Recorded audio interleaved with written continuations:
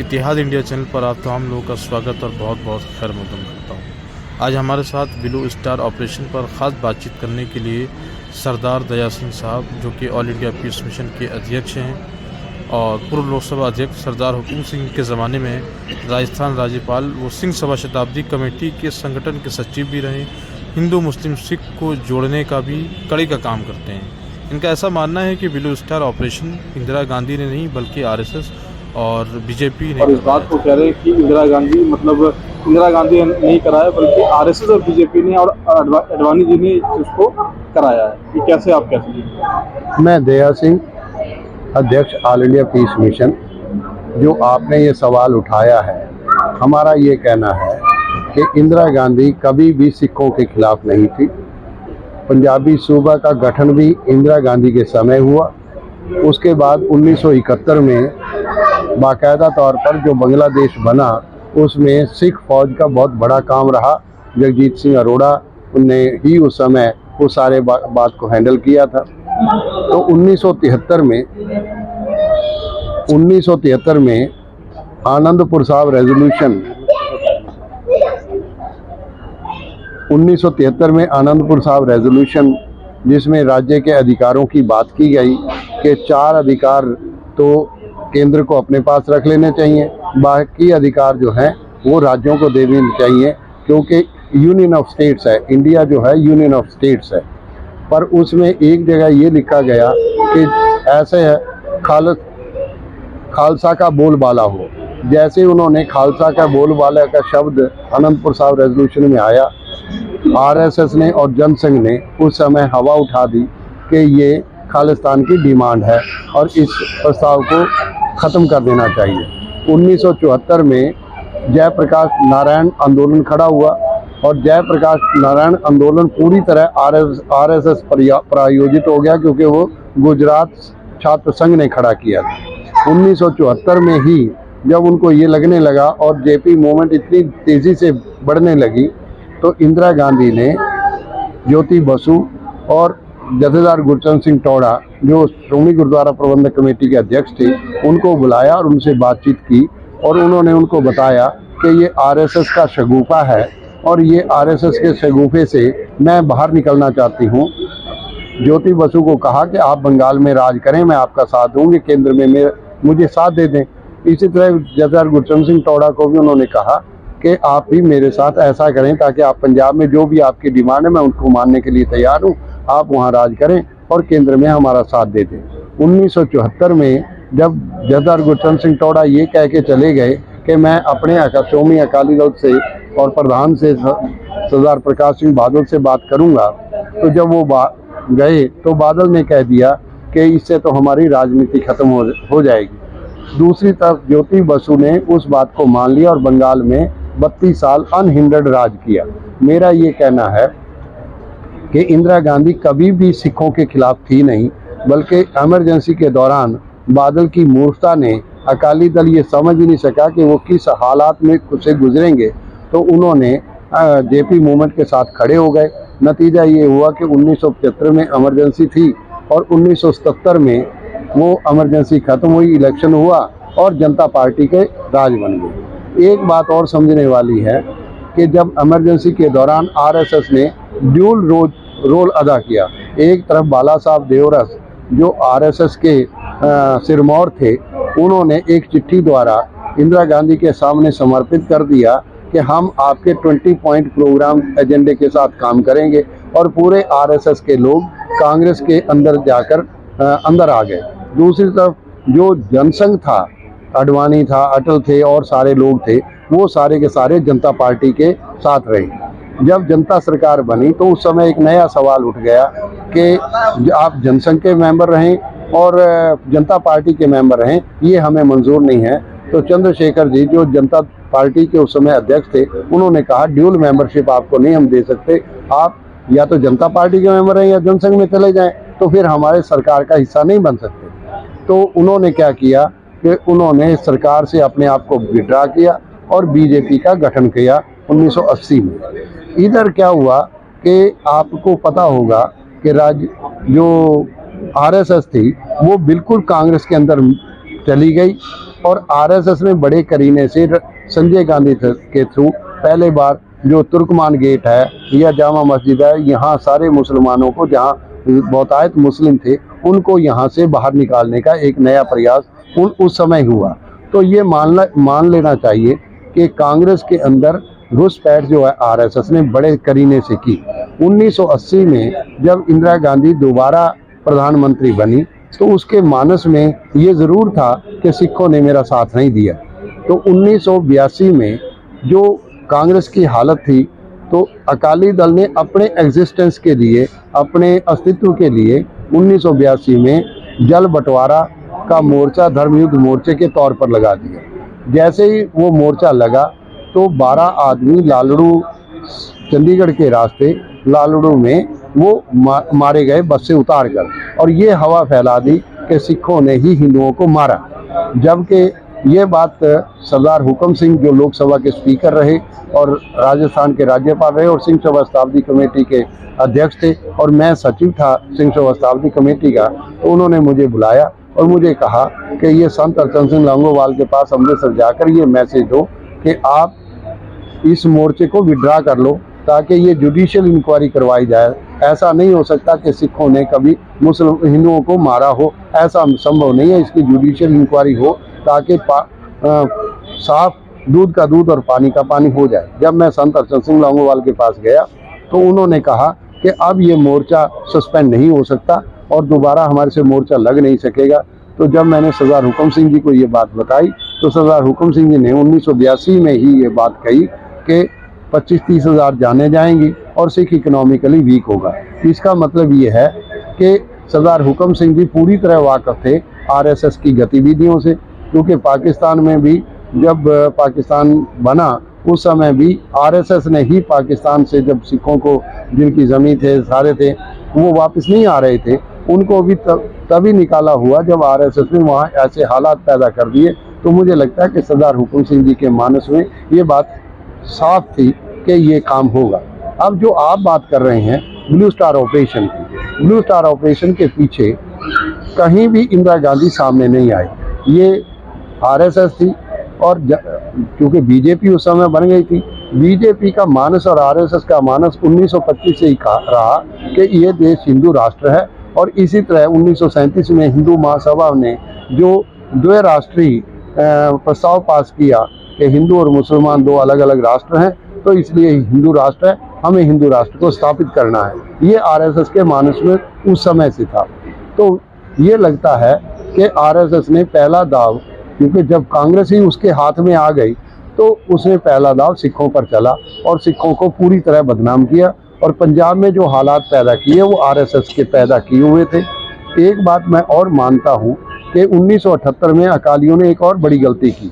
अकाली सरकार थी पंजाब में, अमृतसर में वैसाखी का जो खालसा का सृजना दिवस था तो वो मनाया जाना था, वहीं निरंकारी को भी वहीं समागम करने की इजाज़त दे दी, जो बहुत बड़ी भूल की।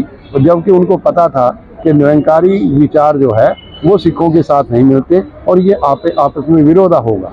तो वहीं 1978 में कुछ लोग वहाँ निरंकारी समागम की ओर गए और वहाँ उन गोलियाँ चल गई और गोलियों से 13 सिख शहीद हो गए। उससे एक ऐसा व्यक्ति आकर आगे खड़ा हो गया जिसको संत भिंडरांवाले के नाम से, संत जरनैल सिंह भिंडरांवाले के नाम से हम जानते हैं। संत जरनैल सिंह भिंडरांवाला एक व्यक्ति के तौर पर आया और वो सामने आते आते वही व्यक्ति बड़ा कर दिया, चाहे अखबारी तंत्र ने बड़ा किया और चाहे सरकारी एजेंसियों ने बड़ा किया, उसको सामने खड़ा कर दिया।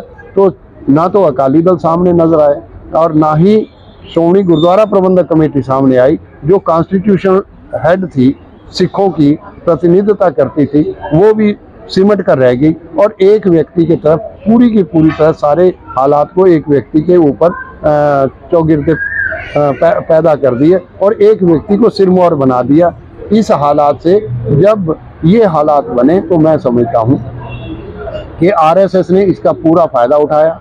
हर एक चीज़ के ऊपर वहाँ जो भी हालात पैदा हुए उसके लिए सारा जिम्मेदारी जो है वो संत भिंडरांवाले और वो हालात पैदा कर दिए और सारे जो अपवाद है वो सिखों पर डाल दिया। नतीजा ये हुआ कि अडवाणी ने एक 15 दिन है ये, तो अडवाणी ने अपनी किताब माई कंट्री माई लाइफ में ये साफ कर दिया है कि Indira Gandhi blue star operation नहीं करना चाहती थी और ये हमारे दबाव से ही उसने ब्लू स्टार ऑपरेशन किया। अगर अडवाणी की एक और बात को हम समझ लें उस किताब से कि अगर हरबंस लाल खन्ना जो रेलवे स्टेशन पर अमृतसर का था, उसमें दरबार साहब का मॉडल लगा हुआ था, वो मॉडल तोड़ा गया।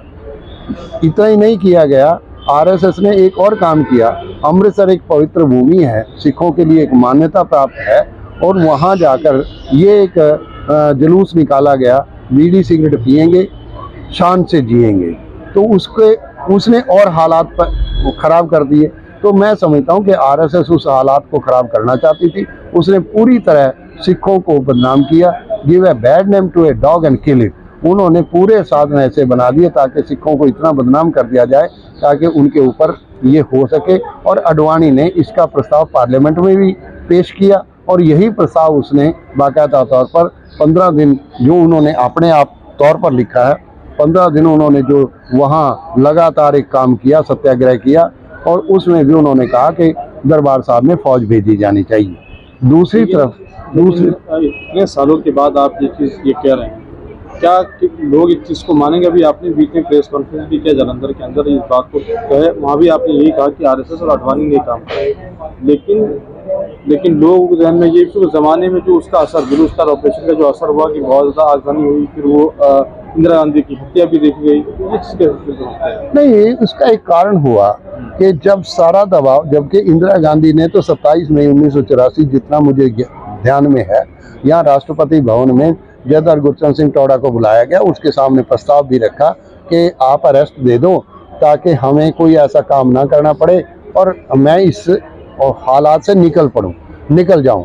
तो जदर गुरचरण यहाँ से स्पेशल एयरक्राफ्ट से ज्ञानी हरिंदर सिंह, जो सिंह सभा शताब्दी कमेटी के उस समय उप प्रधान थे और एमएलसी थे रामपुर बिलासपुर से, उनको ये एयरक्राफ्ट से यहाँ से भेजा गया संत जरनैल सिंह भिंडरांवाले के पास कि आप उनको जाके ये बात कहें, और अगर ये बात हो जाए तो मैं इससे निपट लूँगी और मैं साफ इसके ऐसे हालात पैदा नहीं होंगे। पर जब वो वापस आए तो उन्होंने कहा कि वो इस बात को मानने के लिए तैयार नहीं। तो उस समय सरदार गुरचरण सिंह टोडा ने कहा कि हम अपनी श्रोमणी गुरुद्वारा प्रबंधक कमेटी के जितने भी पदाधिकारी हैं वो सारे अरेस्ट दे देंगे, हम इस झगड़े में नहीं पड़ना चाहते, अब जो आपने निपटना आप निपटें। तो ऐसी सिचुएशन में, जो सिचुएशन आरएसएस और अडवाणी जिस बात को मान ही रहा है, तो वो जो क्रिएटेड थी वो उनकी क्रिएटेड थी। तो उस समय जो फौज का, अब जब फौज को इतना खुली छूट मिल गई, फिर जो उनका मन किया उन्होंने किया। अब वो आदेश जो है किस ढंग से उन्होंने पालन किए, किस ढंग से पालन नहीं किए, कितनी उनके ऊपर थी, तो ये बातें अलग हैं। बल्कि 2 जून 1984 को इंदिरा गांधी की डिक्लेरेशन है दूरदर्शन पर, जिसमें उन्होंने कहा वायलेंस को वायलेंस से काउंटर नहीं किया जा सकता, हेट को हेट से काउंटर नहीं किया जा सकता, हम सबको मिलकर इकट्ठा होना पड़ेगा। बट सम मिसगाइडेड हिंदूज, जो कुछ मिसगाइडेड हिंदूज हैं, ये उनके दबाव से मुझे ये हालात से मैं गुजर रही हूँ। तो मैं सिखों से अपील करती हूँ कि वो इस बात को समझें और ये आगे हमें ऐसा रास्ता ना करना पड़े।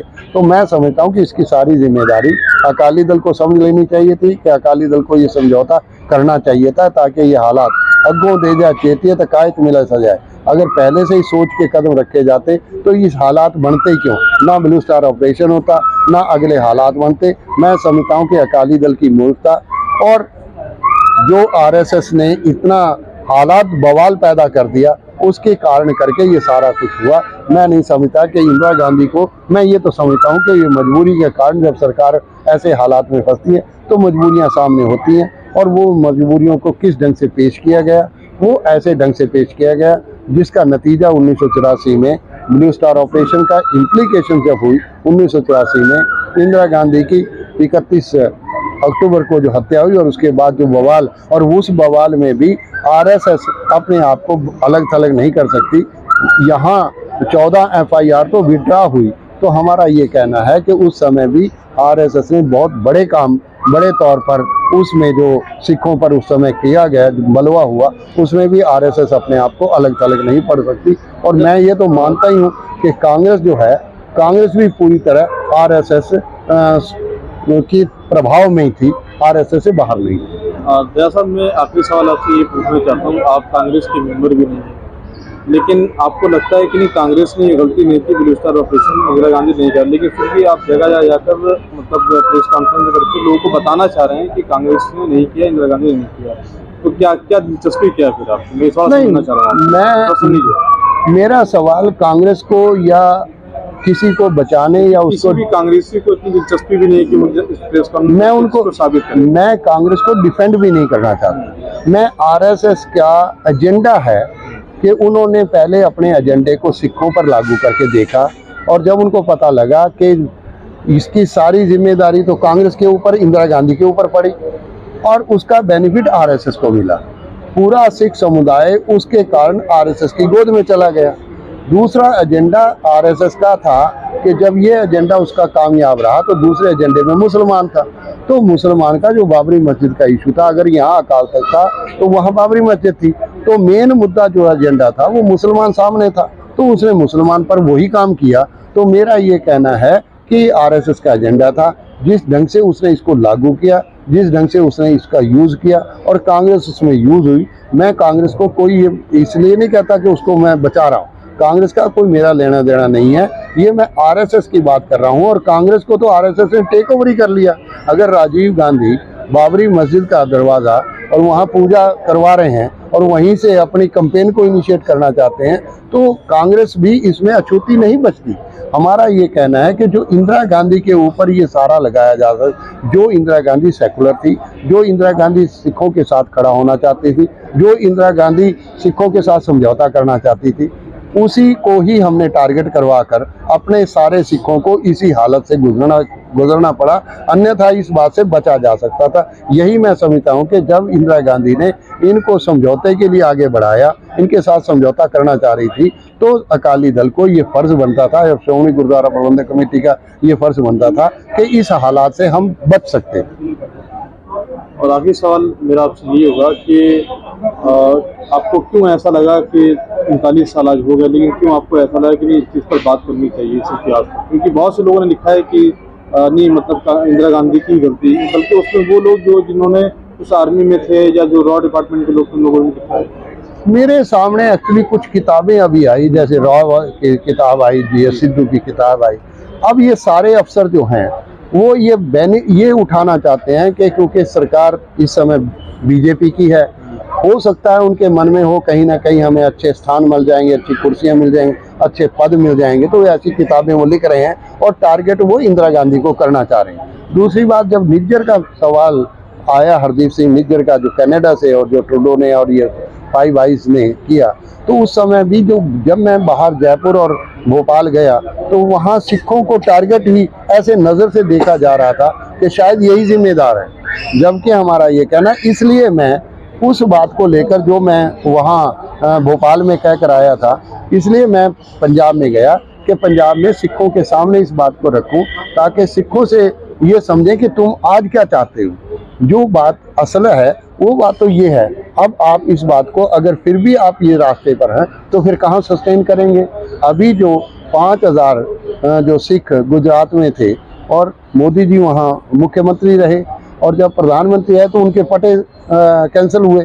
तो हमारा ये कहना है कि जो ये बातें सिखों के सामने आ रही हैं और जो बच्चे बाहर बैठे हैं, अगर इस समय आरएसएस ये समझती है कि अब 39 साल हो गए, तो आरएसएस को ये समझना चाहिए था कि अब नॉर्मेलिसी है। अगर नॉर्मेलिसी है तो जो सिख बच्चे वहाँ बाहर गए हैं उनको वापस बुला के यहाँ सेटल करवा लिया जाए। अपने ही बच्चे हैं ना, कोई बाहर के तो नहीं है बच्चे।